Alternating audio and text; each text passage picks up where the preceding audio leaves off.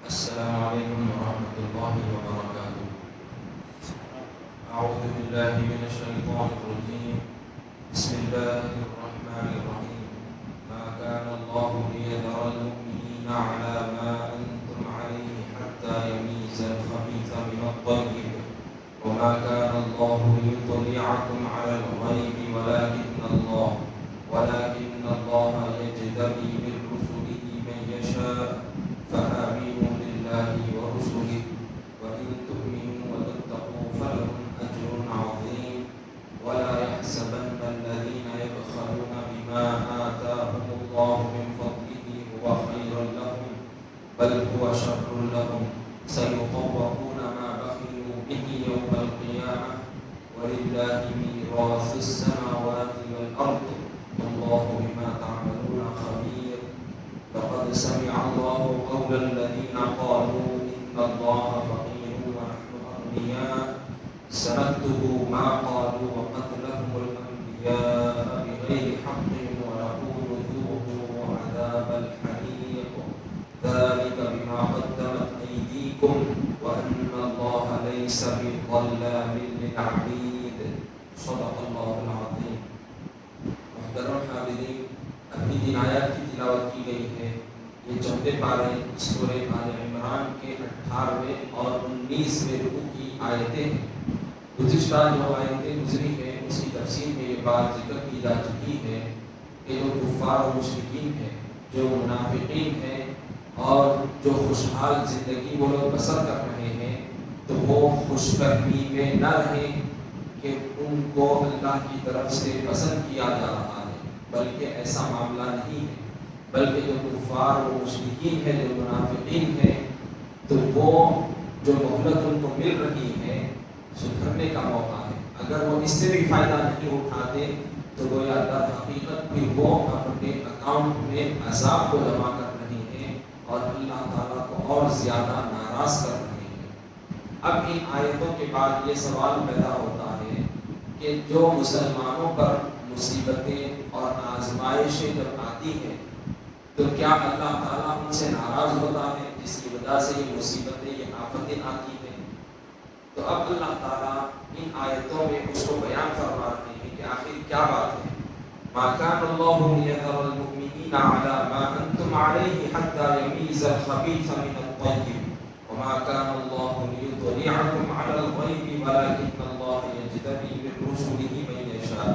فآمنوا بالله ورسله وإن تؤمنوا وتتقوا فلكم أجر عظيم. یعنی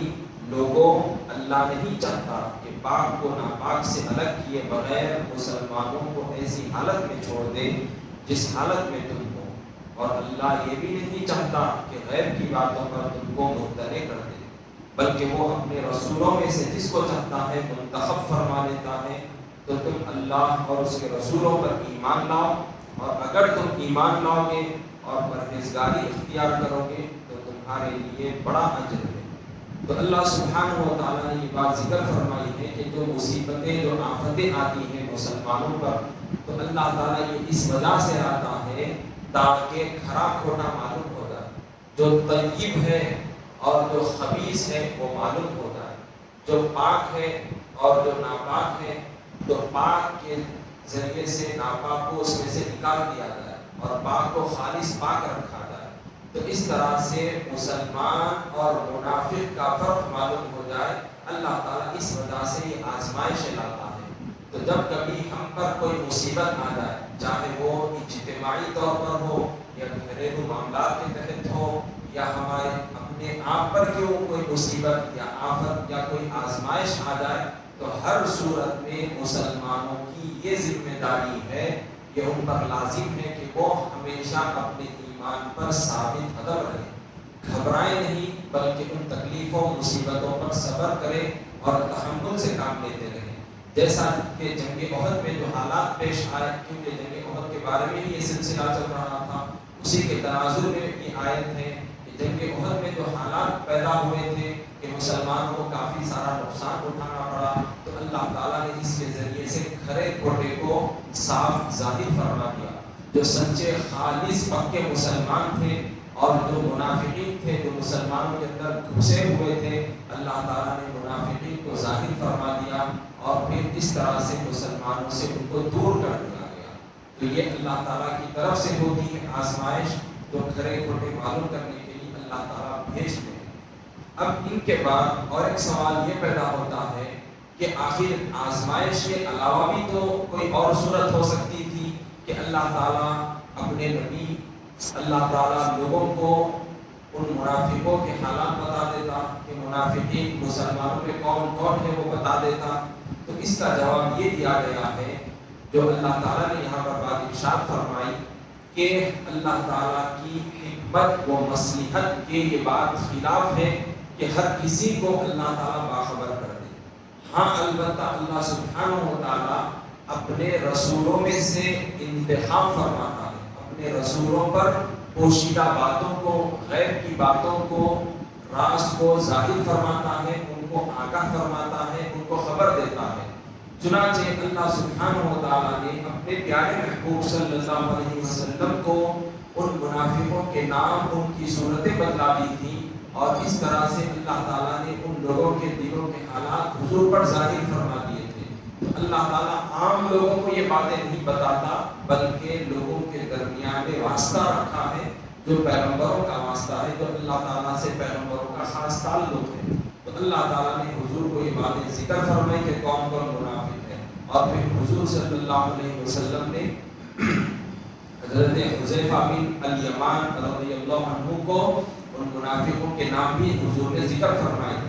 الغرض اب ہماری کیا ذمہ داری ہے، تو ہم کو یہ بتایا گیا ہے کہ ایک مسلمان کو ان چیزوں کی تلاش میں نہیں رکھنا کہ کون منافق ہے، کون فلاں ہے، کون کیسا ہے، یہ نہیں پڑھنا ہے چکر میں۔ پھر کرنا کیا ہے، ایک مسلمان کی ذمہ داری یہ ہے کہ جب وہ مسلمان ہے تو اس کا تقاضا یہ ہے کہ اپنے ایمان پر مضبوطی سے جمع رہے، دوسروں کے عیبوں کو تلاش کرنے، دوسروں کے بارے میں کھوریت کرنے سے، کھوجنے سے وہ پرہیز کرے، اور اللہ تعالیٰ جو فرمائے، اللہ کے رسول جو فرمائے اس کو سچا جانے، اس پر یقین رکھیں، اپنے ایمان پر مضبوطی سے ہر صورت میں جمع رہے، اور اللہ تعالیٰ سے ڈرتا رہے کہ مجھ سے جو غلطی ہو جائے گی تو اللہ تعالیٰ پکڑ فرمائیں گے۔ تو لہذا اپنی آخرت کی ہم فکر کرتے چلے جائیں تو پھر ہم مضبوط رہیں گے، ہمارا ایمان سلامت رہے گا۔ اگر خدا نہ خواستہ ہم دوسروں کی چکر میں رہیں گے، دوسروں پر الزام لگانے لگ جائیں گے اور ظاہری طور پر دیکھ کر بول دیتے جائیں گے تو پھر ہمارا ایمان خطرے میں پڑ جائے گا۔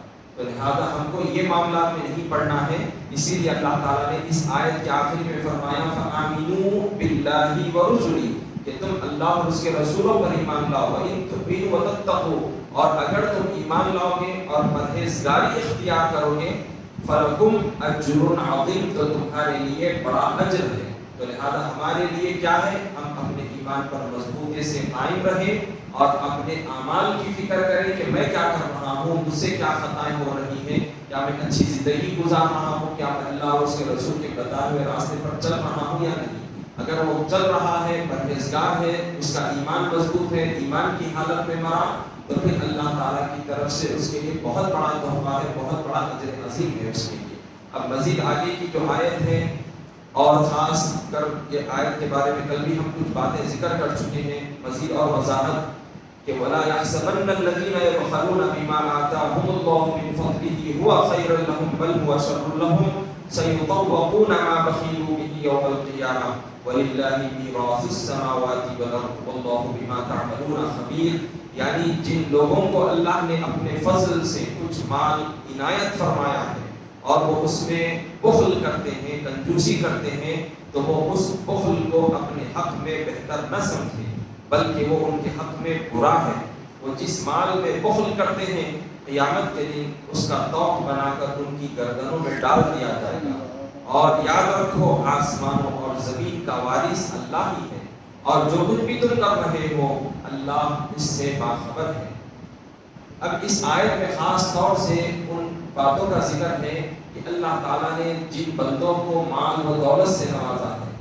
اور ان پر جو ذمہ داریاں عائد ہوتی ہیں، جو فرائض و واجبات، جو حقوق العباد یا حقوق اللہ جو ان پر عائد ہوتے ہیں، اگر وہ بندے اس مال کے ذریعے سے ان حقوق کو ادا نہیں کرتے اور بخل کرتے ہیں، کنجوسی کرتے ہیں، پیسے کو بچا بچا کر رکھتے ہیں، تو پھر یہ ذمہ داریاں ادا نہ کرنے اور کنجوسی کرنے کی وجہ سے کل قیامت کے دن یہی مال ان کے لیے عذاب کی شکل اختیار کر جائے گا، اور پھر اس کے ذریعے سے، اس مال کے ذریعے سے ان کو قیامت کے دن ان کو عذاب دیا جائے گا۔ اور جیسا کہ کل حدیث شریف بھی ہم ذکر کر چکے ہیں کہ وہ مال اللہ سبحانہ و تعالیٰ اس کو ایک سانپ کی شکل بنا دے گا، اور وہ سانپ ان کے گلوں میں ڈال دیا جائے گا۔ جو کنجوس تھے، جو فرائض و واجبات، جو حقوق ان پر عائد ہوتے ہیں وہ ادا نہیں کرتے، بلکہ بچا بچا کر رکھ کر اپنے اسٹیٹس کو بڑھانے کے لیے ایسا معاملہ کرتے تھے، تو پھر وہی مال سانپ کی شکل میں بہت ہی زہریلا سانپ ہوگا، اور وہ ان کو ڈستا جائے گا، کہتا جائے گا کہ لے میں تیرا وہ مال ہوں جو تو دنیا میں جمع کرتا تھا۔ تو بہرحال جو مال جمع کرتے ہیں لوگ اور سمجھتے ہیں کہ یہ ہمارے لیے بہت اچھا ہے، ہمارے لیے بہت اچھی چیز ہے، ہماری نیک نامی ہوتی ہے، تو یہ ہرگز ہرگز نیک نامی نہیں، یہ ہرگز ہرگز اچھا نہیں، بلکہ یہ تو شر ہے، یہ تو برائی ہے، یہ تو اللہ کو ناراض کرنا ہے کنجوسی کر کے۔ بہرحال اللہ تعالیٰ دلوں کی حالتوں کو جاننے والا ہے۔ مزید یہودیوں نے یہ باتیں، اعتراضات جو کیے تھے، اب ان کا جواب یہاں پر دیا جا رہا ہے۔ کیا اعتراضات تھے، پھر کیا جواب ہے اللہ کا یہ فرمان؟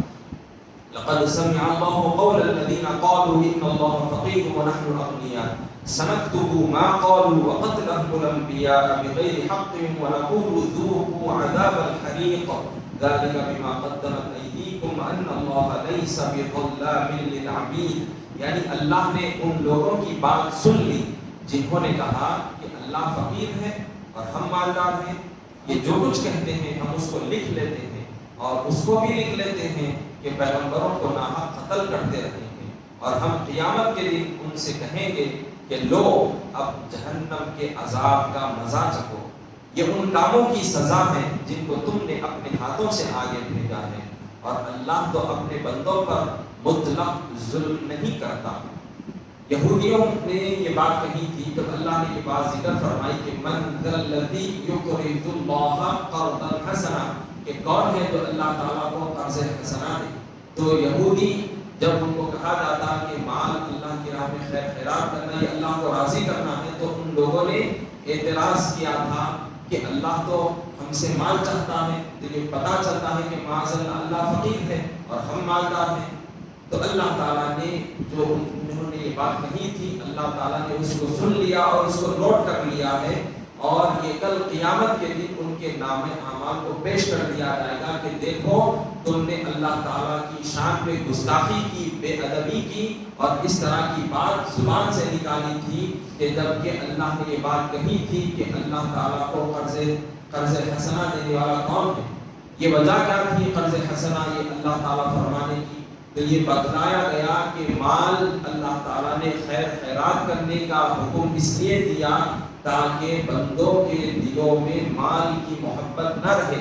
بلکہ اللہ تعالیٰ جس بات کا حکم دے مال خرچ کرنے کا، تو بندہ بے جھجک مال کو خیر خیرات کرتے خرچ کرے اللہ کی راہ میں۔ اللہ تعالیٰ حکم دے کہ بندوں اپنی جان کو اللہ کی راہ میں قربان کر دو، تو وہ بندہ بے جھجک بغیر کسی ہچکچاہٹ کے اپنی جان کو اللہ کی راہ میں قربان کر دے۔ یعنی ہر چیز اللہ تعالیٰ کے حکم پر قربان کرنے کے لیے ہمیشہ بندہ تیار رہے، کسی کی بھی محبت میں وہ گرفتار نہ رہے۔ اس لیے اللہ تعالیٰ نے یہ مال کی محبت کو ختم کرنے کے لیے یہ احکامات دیے، لیکن ان یہودیوں نے، بدبختوں نے اس طرح کا مذاق اڑایا تھا، تو اللہ تعالیٰ نے ان کے نام اعمال میں ان چیزوں کو نوٹ فرما دیا ہے، اور کل قیامت کے دن اس کو پیش کر دیا جائے گا اور کہا جائے گا کہ لو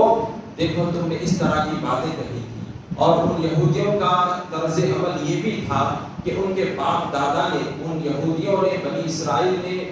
جن پیغمبروں کو قتل کیا تھا ناحق کے، جیسا کہ حضرت یحییٰ علیہ السلام، زکریا علیہ السلام، ان پیغمبروں کو یہودیوں نے شہید کر دیا تھا، اور بھی کئی سارے پیغمبر جو گزرے ہیں ان میں سے بعض کو جو ہے شہید کر دیا گیا تھا۔ تو یہ یہودی ان باپ دادا کے عمل کو اچھا سمجھتے تھے، تو اللہ تعالیٰ یہاں پر ان کی مذمت فرما رہا ہے، تمہارے باپ دادا نے کیا سو کیا، بہت بڑا گناہ ہے وہ، لیکن تم اس کی تائید کرتے ہو، اچھا سمجھتے ہو، تو تمہارا یہ بھی گناہ ہے، لہذا ہم اس کو بھی نوٹ کر لیتے ہیں، اور کل قیامت کے دن اس چیز پر تمہاری پکڑ ہوگی اور تم کو سخت سے سخت عذاب دیا جائے گا جو تم نے دنیا کے اندر اس طرح کے اعمال کیے اور اس کو اپنے دوش آخرت کے لیے بھیجا تھا. اور اللہ تعالیٰ بندوں پر کوئی ظلم نہیں کرتا, کسی کی حق تلفی نہیں کرتا. جو انسان جیسا کرتا ہے ویسا ہی بھرتا ہے. تو جس نے جو کیا ہے اللہ تعالیٰ اس کو ویسے ہی بدلہ عطا فرمائے گا. جو اچھا عمل کرے گا اللہ تعالیٰ اس پر اجر و ثواب عطا فرمائیں گے. جو برا عمل کرے گا, اللہ کو ناراض کرے گا, تو پھر اس کی سزا اللہ تعالیٰ ضرور دیں گے. وصلی اللہ تعالیٰ وسلم علی خلقہ سیدنا محمد وعلی آلہ وصحبہ اجمعین. الحمد للہ رب العالمین.